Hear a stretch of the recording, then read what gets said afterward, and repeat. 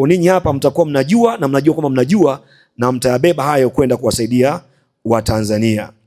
Na kuhusu ratibu la WCF, utambuzi wa magonjwa ya kazi na mbinu sahihi za tathmini ya ulemavu.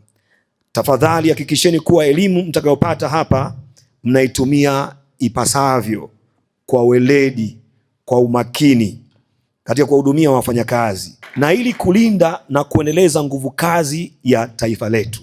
Kwa Mheshimiwa Mkuu wa Mkoa kanaelekeza anambia waambie wasisahau professional commitment, na ndio maana ya mafunzo ambayo Dr. John Mduma anayatoa. Hili kwetu ni la muhimu sana, kwa sababu mfuko wa fidia kwa wafanyakazi ndio taasisi ya serikali iliyopewa dhamana ya kulipa fidia pale mfanyakazi anapougua au anapopata ajali inayotokana na kazi.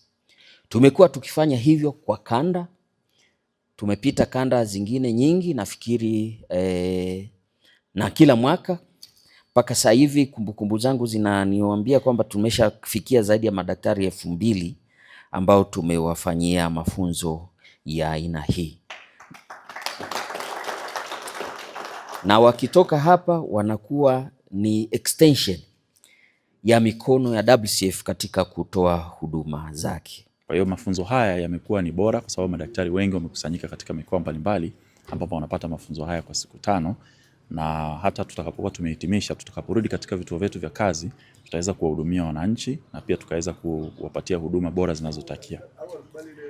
Kuhusu kunufaika kwa mfuko huu, wananchi wengi watanufaika na mfuko huu, na pia pamoja na hayo walishawahi kuwa wanaanza kunufaika toka mwanzo.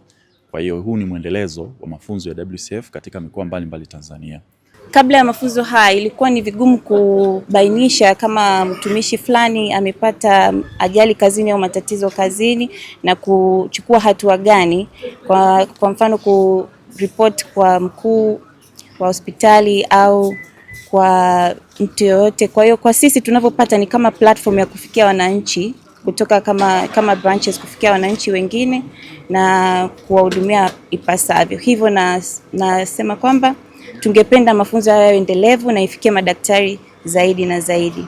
Katika mafunzo haya tumepata mambo mengi ambayo mengine tulikuwa hatuyafahamu, na tunashukuru sana WCF kwa sababu mambo mengi tumekuwa tunayajua kwa mapana, lakini yale ya msingi ambayo tulitakiwa kuyaonyesha au kuyaweka sawa ili basi watumishi wapo kazini wanapopata haya matatizo au changamoto katika maeneo ya kazi, tulikuwa hatujui vizuri namna ya kufanya assessment na kuishauri WCF namna ya kuwalipa mafao ya ulemavu au ya magonjwa yale ya kudumu.